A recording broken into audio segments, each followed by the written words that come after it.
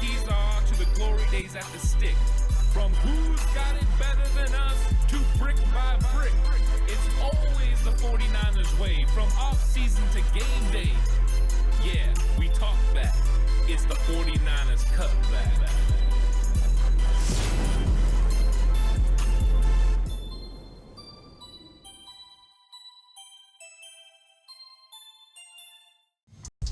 It's 49ers Cutback podcast time. Welcome to the show, everyone. Time to go upon further review of the 49ers versus Cardinals game. I've been doing all my breakdowns over on Patreon. Those are coming out, and it's really clear to see that the shining star of this football game is Ricky Pearsall when you're talking about player production. But when you're talking about other things, coaches, X's and O's, shining star, Robert Saleh. This 49ers defense was on full display in this football game. Robert Saleh came in with a different game plan than he had against the Seattle Seahawks, or he had, in the game against the New Orleans Saints. Like, this was a different 49ers team. It just was completely different. What he was going to allow Kyler Murray to do to him was, check things down underneath, make constant completions, go on long drives. They were going to let them try to run the football. Robert Saleh was not going to let Kyler Murray have any explosive plays to any of his big-time receivers. And for the most part, it worked. The fact that they held the Arizona Cardinals, and I know the Cardinals scored 15 points, but 2 of those points are against the 49ers offense. The fact they held them to 13 points, they were extremely effective on defense. And anytime that happens, you're going to have a chance to win the game. So I love when coaches come out and they say, hey, look, this is what we're going to allow you to do, and then we're going to get after you when the time matters. And that's exactly what he did. He mixed in blitzes. He mixed in looks. He gave them different reads when it came to the read option, things that we were kind of talking about during the week. We said, hey, he's going to have different reads, so that way Kyler Murray can't affect the game running. And think about what the start comparison is compared to last year, week 5, when Kyler Murray takes the second play of the game over 40 yards for a touchdown on a read option because the 49ers absolutely collapsed with the defensive end and they had nobody to account for Kyler Murray. That doesn't happen in this game. I think it's like the first drive of the game. They tried to run a read option and Mikael Williams crashes down, which should signal to Kyler Murray to go ahead and pull the ball. And Mikael Williams not just crashes down, runs through Trey McBride and makes a tackle short of the sticks. Phenomenal play by Mikael Williams. But he's allowed to do that because D. Winters is accounting for Kyler Murray in the run game. And Kyler Murray saw him. D. Winters absolutely won. And the alignment that Robert Saleh put forth allowed that to happen.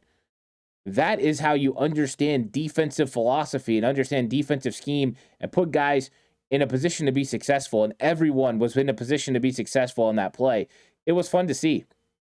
The difference in X's and O's from this season compared to the last 2 when it comes to the defensive side of the ball is crazy different, especially last year.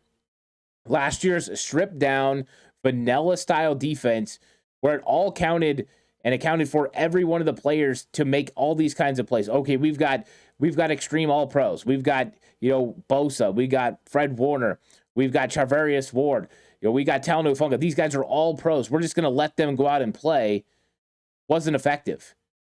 This year, it's not as all pro heavy. Charvarius Ward had to move on. Talanoa Hufanga had to move on. You don't have a big time linebacker like Dre Greenlaw anymore.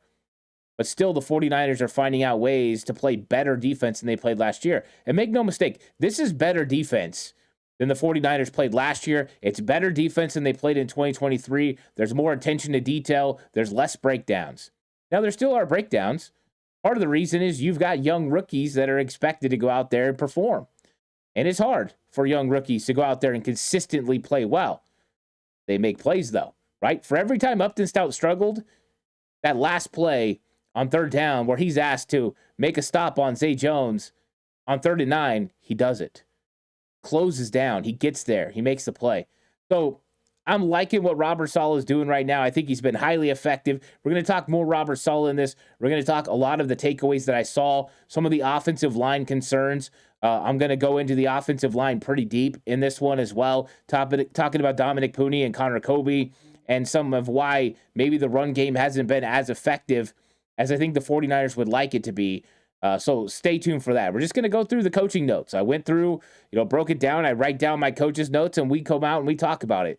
That's why I'm a fan of this episode, because it's about telling the truth so you can get better. And this is the same thing that the players and coaches do. They go through, they look at the mistakes, they look at what they need to do to get better, and they go out and they try to get better. And that's the name of the game. It's not criticizing someone. It's not getting down on someone. It's just talking about what happened. And I love that portion of film watching and that portion of getting better as a football team.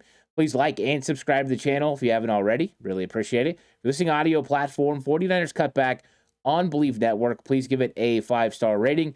This episode is brought to you by FanDuel, title sponsor of 49ers Cutback. And I'm going to stick to the defense early, because with Robert Saleh's effectiveness and what he was able to do with that too high safety shell, showing that some of the things he did also with Jair Brown against two tight end sets where he put Jair Brown in a big nickel type situation, which we've seen other teams do to the 49ers in the past, right? 3 safety look. The Seattle Seahawks do that to the 49ers. In fact, the Arizona Cardinals did it in this game. 3 safety looks most of the game. 49ers decided to do it because there were times when you had the 2 tight ends that those tight ends were effective pass catchers. We knew who Trey McBride was, but Elijah Higgins is pretty good too. And so the 49ers win with this big nickel. And for the most part, it worked out. Jair Brown was effective around the line of scrimmage. He made some tackles. He was able to get some stuff done. He was effective in coverage. So far, it worked. And it wasn't like he was going to get a ton of snaps in this game.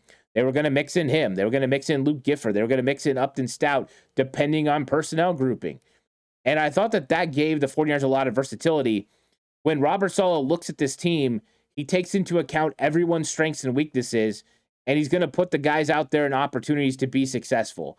And that's one of the things that we're seeing differently. You're seeing a coach that's willing to do whatever it takes to get his personnel out there in the right spots and have them give him a chance to win. I loved it. I loved the fact that when Nick Bosa went out with injury, that it didn't mean NASCAR went away. It just meant you changed up a couple of things. Now you started designing some things on the inside for what would work for Bryce Huff. Next thing you know, Bryce Huff is lined up off the ball. He's in a stand-up position, and they're creating an opportunity for him to get to the quarterback. So Robert Saleh really understands what it takes to get the defense where it needs to get, to stiffen up at the right time. And this 49ers defense made the Arizona Cardinals earn everything. It felt like there were so many thirds, there were so many fourth downs. And once again, they held the Arizona Cardinals to 5 of 15, right? 30% on third down. Once again, successful defense. 49ers have been so good on third down over the first 3 weeks. 30% conversion rate by the Seattle Seahawks. Then the New Orleans Saints, were a little bit better at 40%, but then this week it's back to 30% effective third down defense. 49ers are doing a very good job, and a lot of it has to go with how Robert Saleh is running the defense, but he can't do it alone. He has to have effective play. And the first thing that I noticed was, and I just want to talk about him for a second, is how good Fred Warner continues to be. Fred Warner just showed out on film again. So many times in the run game, he's there to make a big hit. In the passing game, he's right there on Trey McBride. Right there on the running back. I mean, he's just everywhere that he needs to be. He's there. And that is the extension of Robert Saleh that makes this defense go. And I think that is going to be a big reason why this defense can still be formidable, even in the absence of Nick Bosa. And it's not going to be easy to overcome the absence of Nick Bosa. It's just not. But it can be done with team defense. It starts with Robert Saleh giving the 49ers a competitive advantage by putting guys in the right places to be successful using their skill set. Second of all, he has to get his all-pro players to play at that level. And you can count on Fred Warner to do that. He's going to bring up the rest of the team. He's going to elevate the rest of the team because of how he plays. And I think he's just been so phenomenal. Nearly had an interception. Him and D. Winters both undercut that route and ran into each other. But, I mean, Fred is just everywhere. And as long as you have a player like Fred Warner, you have the potential to have a good defense. So I've really been a fan of Fred Warner. He had an 82.4 PFF grade. That was second highest amongst defensive players. And the 49ers defense was very good in this game, partly because of Fred, partly because of Bryce Huff. Bryce Huff continues to bring pressure off the edge. Another sack in this game. He had a pass breakup, continued to have tackles around the line of scrimmage. There's plays I was pointing out on the all 22 breakdown. He's running guys down in the screen game. He's chasing after Kyler Murray. He's making plays in the run game, playing Kyler Murray in the read option. Like, he was just being very effective. And now the 49ers are going to need him to step up. They're going to need him to elevate his game closer to what it was in 2023 when he played for the New York Jets. So there is an opportunity here for Bryce Huff to kind of seize the moment, and he played really, really well in this game. Everything about it was top of the line. You know, it's unfortunate we're not going to get him and Nick Bosa rushing together all year, because you finally got that formidable speed pressure guy off the opposite side of Bosa. Now he's going to have to do it, and you're going to have to count on the young guy, Mikael Williams. But Mikael Williams continued to play tough. It continues to show up on film. The guy's making plays. He's effective. He's already an effective defensive end. And I think the more that he gets time, the more that they get used to his skill set, he's going to continue to develop. I think by the end of the season, Mikael Williams is going to be a real problem. I think that's when the pass rush is really going to pick up. Right now, they're finding ways to help him, right? And he's playing complementary football. He's helping other guys get to the quarterback. Him and Yetur Gross-Matos on the inside, they're not always asked to just go win one-on-one. A lot of times, they're asked to pull and push and get opportunities for other guys who are looping in as part of these stunt packages or a blitzer. And they're playing unselfish. And that's exactly what you have to have if you're going to be a successful defensive line. Complementary pass rush. And they're doing it. You know, it's funny. Bryce Huff in one of his first interviews talked about that how important it was for complementary pass rush. Sometimes it's not going to be your number that gets called. You have to go help your teammates, but you can go do it. And that's what Robert Saleh kind of brings forth. So I thought that, Bryce Huff, he was somebody that I had to talk about pretty extensively. And then you look at the other defenders. D. Winters was once again fantastic. That recovery he made on, the play to the end zone where he could have gotten beat. James Conner, he was stopped. At like the I think it was like the 15-yard line. There was nowhere for Kyler Murray to go with the football. And then he just took off to the end zone. And D. Winters takes off with him and gives a lot of space. And Kyler decides to roll right. And I think that's what made D. Winters kind of slow play it. But then he throws all the way back. And D. Winters' speed is what really gets him to the right spot. And then he plays through the hands of the running back, gets his hands, knocks away the football, doesn't get PI. I mean, it was a really good play. And D. Winters continues to be impressive and continues to make it a little bit easier for the 49ers to not have Dre Greenlaw. I don't think he's fully replaced Dre Greenlaw when it comes to run stopping. But I'll tell you what, the film keeps supporting how much better he keeps getting. He is effective. And him and Fred Warner are a big reason why this defense goes. And the defensive line up front has done a pretty good job of keeping guys off of those guys. So that is something that's been very effective. But I got to turn some attention to the 49ers offensive line. I kind of talked about it a little bit in the beginning of the show. Is this 49ers offensive line has definitely had some struggles. And, we knew this was going to be Connor Kobe's first start. He's dealing with a little bit of a groin issue. And how is that going to affect him? Well, I can tell you right now, one of the key factors to affecting both Connor Kobe and Dominic Pooney was Calais Campbell. Calais Campbell was an absolute menace. He had the best pass rushing grade. He was putting both of those guys, on their backsides. He was pushing them into the quarterback. He was using his swim move. He was just an absolute problem for both of the 49ers guards. And we know that both of them are nicked up a little bit. I'm sure Dominic Pooney's pushing through his knee injury because he does not look 100%, and it's evident. He doesn't look like he did last year, and I think he's nursing an injury, and he's just gutting it out. And Connor Kobe, this was your first experience, and guess what you get to do? You get to go against Calais Campbell, and that's a tough draw, when he's having to go against him. But both of those guys struggled in both pass blocking and run blocking. It just wasn't effective for either one. Now, they have their moments where they look good. I'm not saying it's all bad, but the consistent play wasn't there. There were a lot of missed blocks for Connor Kobe. He gave up 5 pressures in this game, and they're pretty clear. He definitely struggled in this game. And so that is a little bit of a nerve-wracking thing for the 49ers moving forward, a little bit of an alarm. You know, what do you do if he's not able to sustain good play? I mean, you can't have this happen every week to this football team. He can't give up 5 pressures every week. He can't be, less effective in the running game than what you were getting with Ben Bartch. You've got to have Connor Kobe step up. And the problem is the options are not really there. You have Drew Moss.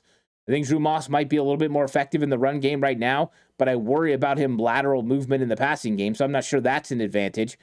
Matt Hennessy, could you go that way? I don't think he has the anchor, to be able to consistently take on defensive tackles. That could be a question mark. Spencer Burford got put on the IR. I don't know if you have an option that's better than Connor Kobe in the room. So Connor Kobe's got to get better, and he's got to get better quick.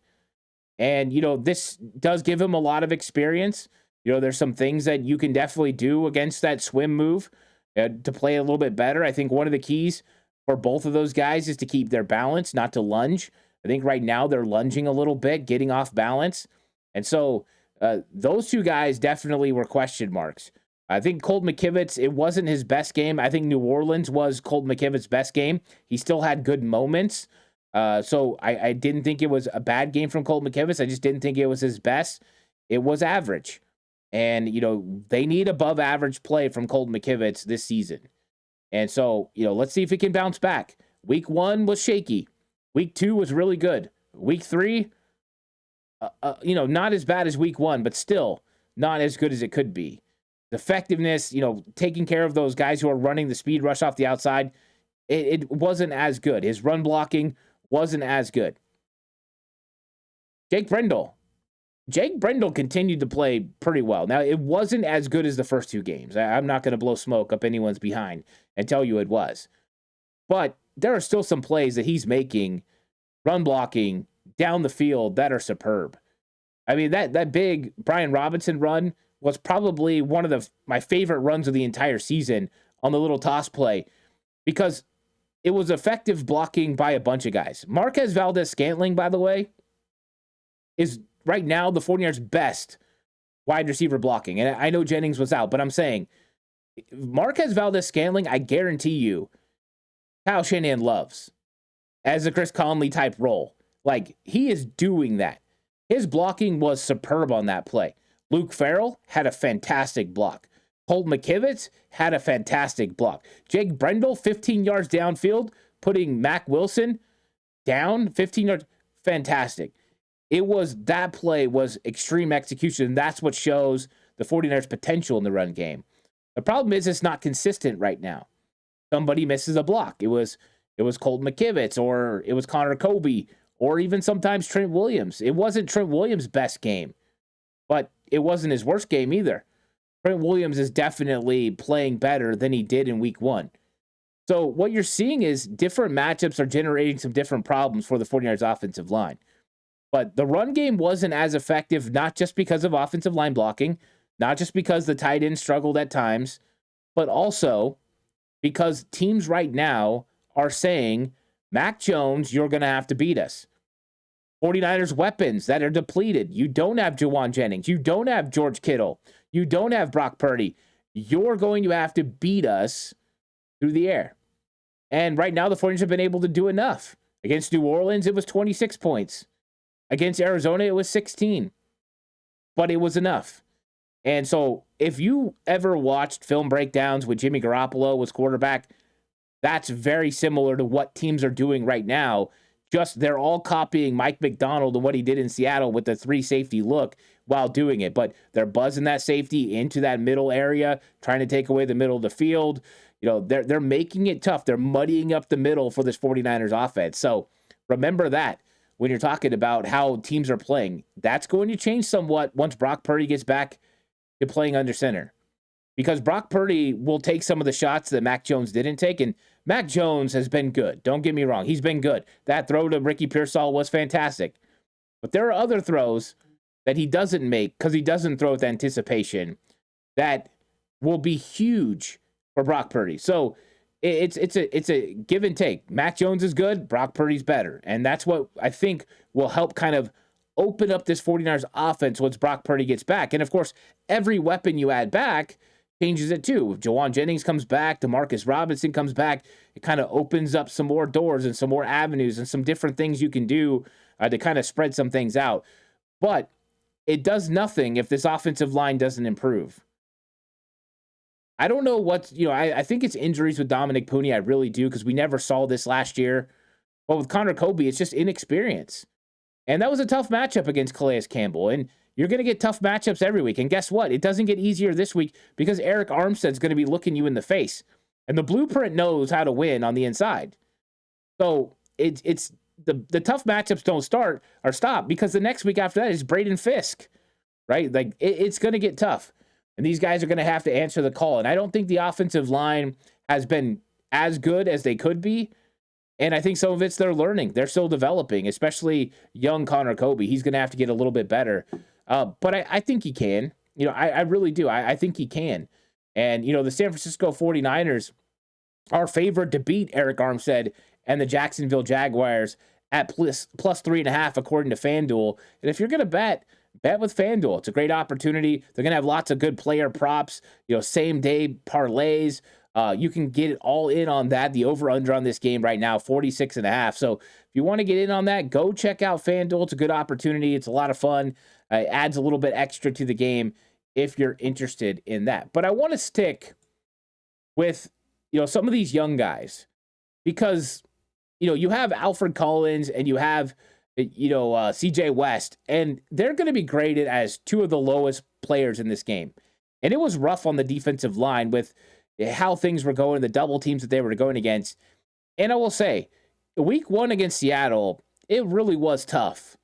I thought they played much better. They're still, it wasn't as good as New Orleans for Alfred Collins. He came back to earth a little bit, but it's still a guy that's really pressing and making some things happen. And you continue to see the development. And I think that's what you're going to see right now, right? The rookies are kind of on the roller coaster of, it was tough, then it got really good. Or in Marquise Siegel's case, it was really good, then it got tough. Then this week it bounced back out. You're going to kind of see those things, the give and take as the season progresses. But I thought Alfred Collins and CJ West held up. Same with Upton Stout. He made the big play. He had some errors. He did. He made some mistakes in this game. But the big play when it mattered, right? Come up with a big play.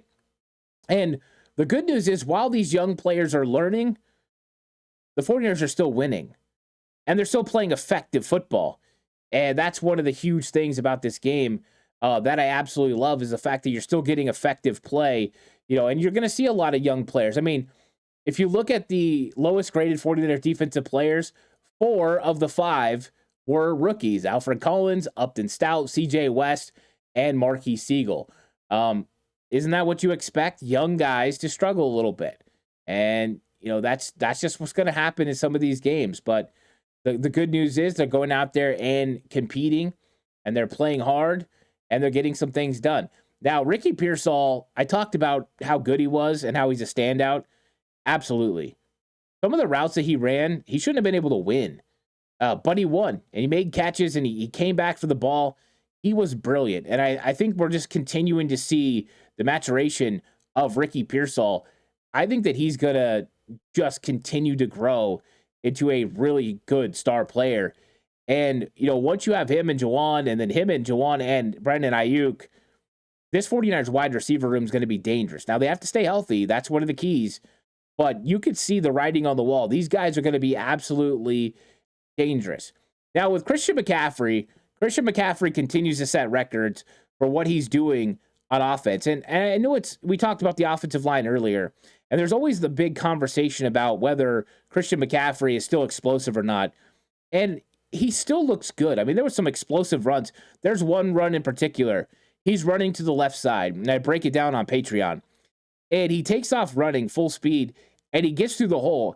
And Mac Wilson should be able to get him, but he breaks Mac Wilson's angle at the line of scrimmage and busts free for a big gain on the play. And it was like, that's it right there. That's the Christian McCaffrey. There's still enough explosion And I thought he did really good in this game. And he had some drops, which really affected, his PFF score and things like that. And it was, uncharacteristic of him to drop the ball. But you still seen the matchups. They got him matched up one-on-one with linebackers, and he was still winning. And the 49ers are still finding ways to have Christian McCaffrey affect the game. And I thought that he did pretty good in this game. I don't think it was his best game when it came to, receptions and just being the good hands.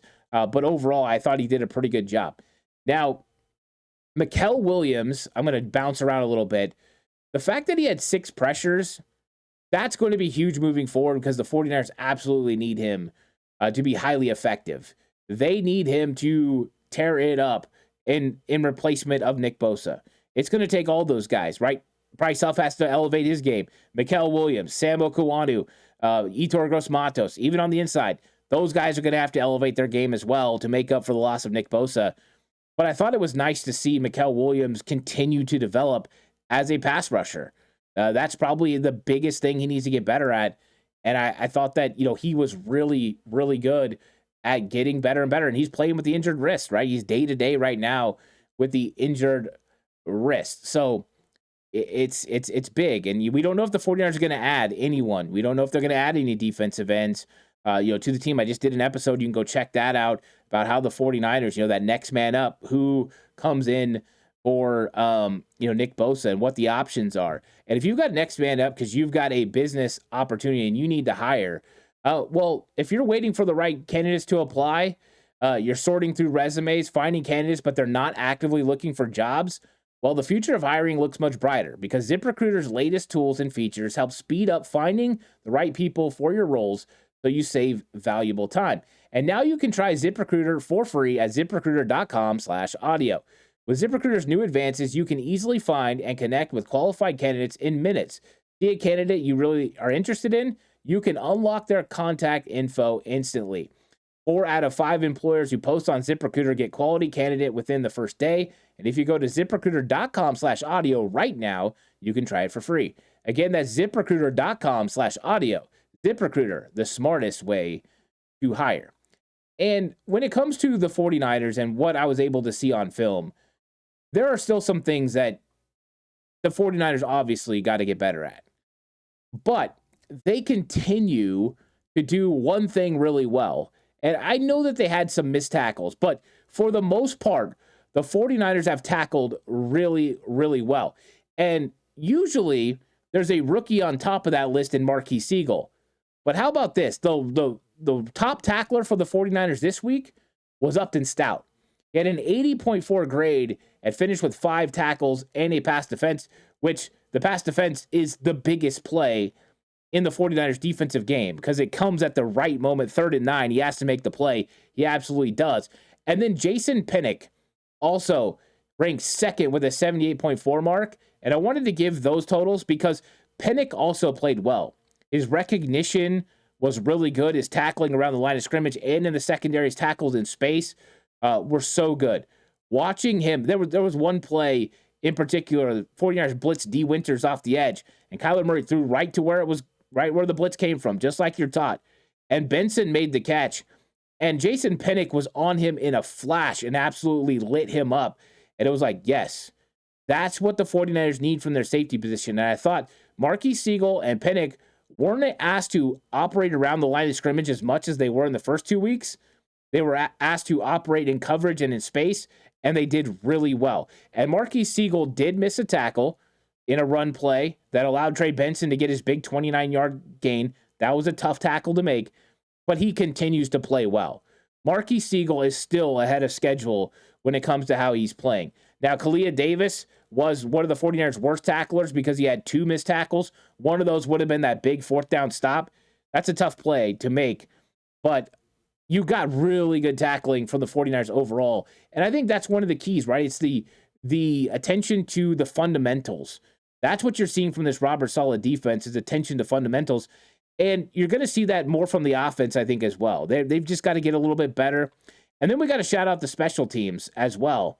Special teams come through when they need to. And it's the sequence at the end of the game, defense, offense, and special teams working in concert, complementary football.